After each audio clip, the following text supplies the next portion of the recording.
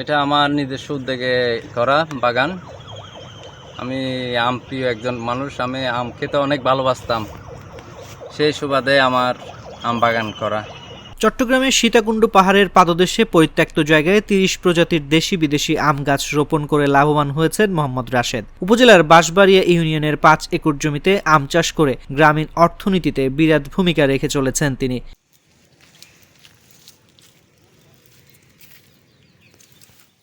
গত বছর আম বিক্রি করে সুবিধা করতে না পারলেও চলতি বছর অনেক লাভবান হয়েছেন রাশেদ।